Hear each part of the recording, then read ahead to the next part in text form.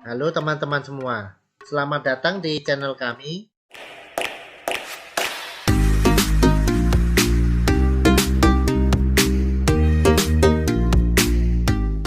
Hai sobat semua, kali ini kita akan membahas hubungan antara sakit dan penyakit.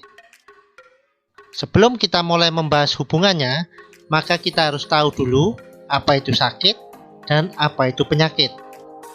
Arti sakit menurut Kamus Besar Bahasa Indonesia adalah rasa tidak nyaman di tubuh atau bagian tubuh karena menderita sesuatu.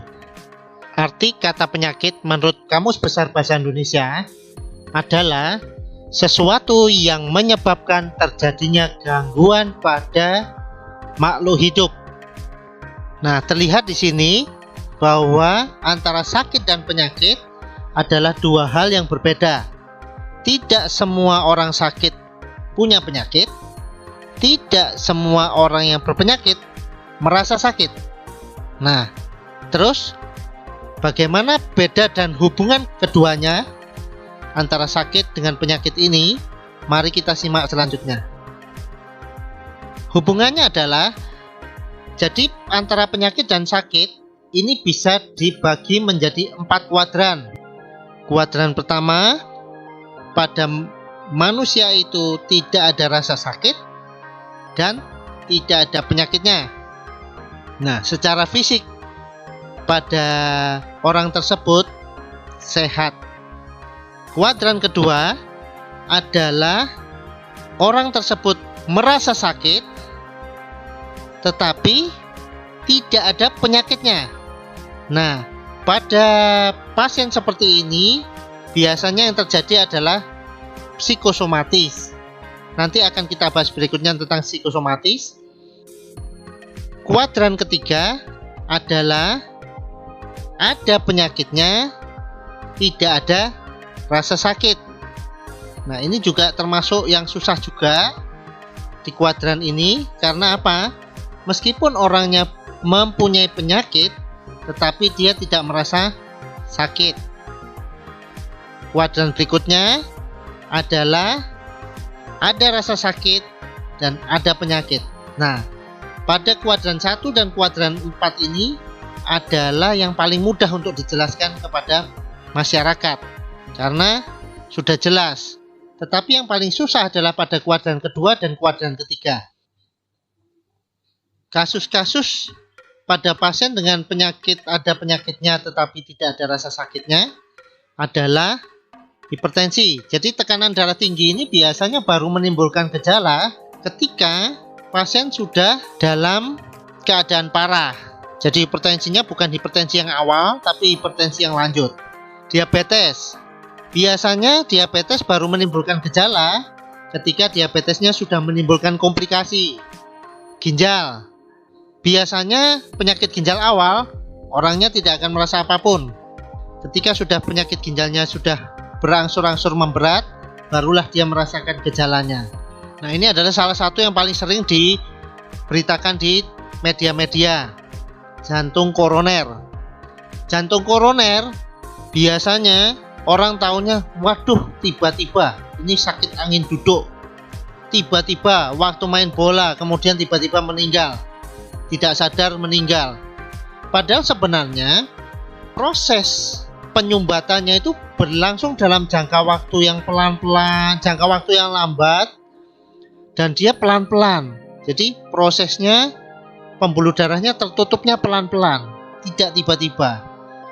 Dengan diameter yang tersisa tertentu, ketika ada nanti gumpalan dalam darah kita, inilah baru kelihatannya gejalanya tiba-tiba. Padahal prosesnya sudah berlangsung lama sekali. Kalau dalam kehamilan yang sering terjadi adalah preeklamsi atau keracunan kehamilan. Nah, ini juga sama, biasanya pasiennya tanpa gejala. Ketika menimbulkan gejala, biasanya sudah ada komplikasi dari keracunan kehamilan itu. Kista juga begitu. Biasanya kalau masih kecil, masih tidak mengganggu organ-organ sekitarnya, maka dia tidak akan merasa gejala apapun.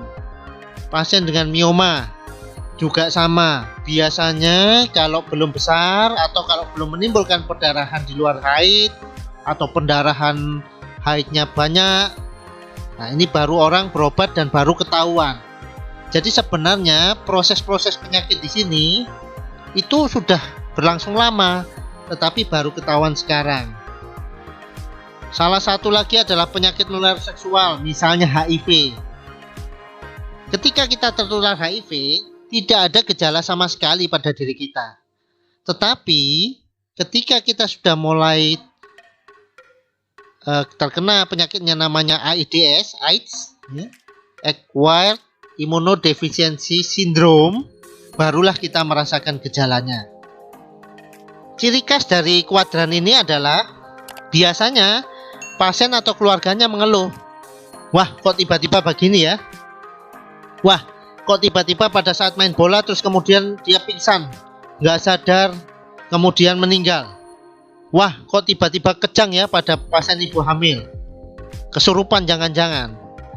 Sebenarnya ini tidak terjadi tiba-tiba. Proses penyakitnya sebenarnya sudah lama, tapi sayangnya tidak ketahuan, atau karena tidak menimbulkan rasa sakit, rasa tidak nyaman, maka diabaikan.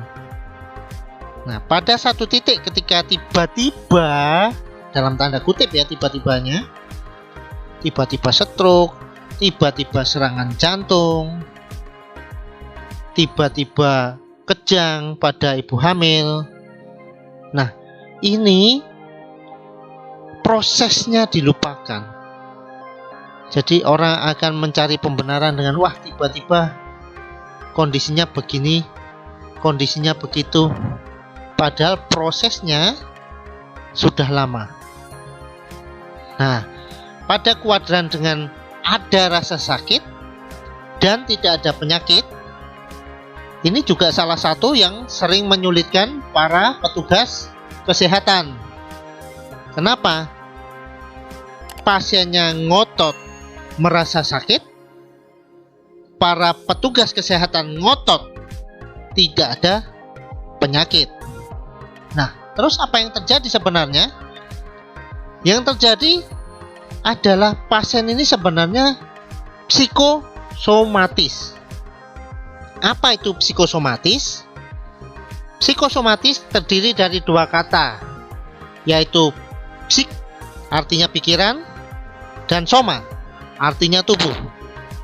Kalau digabungkan, psikosomatis adalah sakit fisik yang disebabkan atau diperparah oleh faktor mental seperti stres dan kecemasan.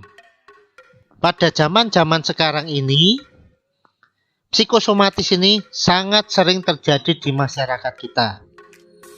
Dan biasanya mereka akan sembuh dengan pengobatan-pengobatan alternatif yang bisa mensugesti bahwa penyakitnya sudah hilang.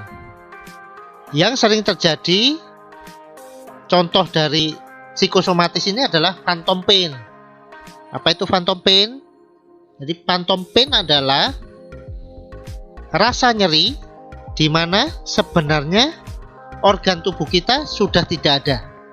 Misalnya pada tentara yang sudah diamputasi tangan atau kakinya karena tertembak. Pada pasien seperti ini, biasanya dia akan sering terbangun dari tidurnya dan merasa nyeri pada tempat-tempat yang tertembak itu. Padahal sebenarnya organ tubuhnya tersebut sudah tidak ada. Nah, inilah yang disebut phantom pain. Terus, bagaimana solusinya? Solusi dari psikosomatis ini adalah kecemasan kita hilangkan. Yang bisa mengobati siapa? Kita sendiri. Tidak ada orang lain yang bisa membantu, semua hanya bisa memberikan nasihat. Nah, yang kedua, salah satu yang bisa dipakai adalah hipnoterapi. Jadi, pada pasien ini ketika dilakukan hipnoterapi akan sembuh karena dia tersugesti bahwa penyakitnya sudah dihilangkan. Nah, inilah pada kuadran inilah yang kita sebut kalau kita bisa menanggulangi inilah yang kita sebut dengan sehat jiwa. Jadi pada manusia yang disebut sehat itu bukan hanya sehat fisiknya, tapi sehat fisik, sehat jiwanya, sehat sosial.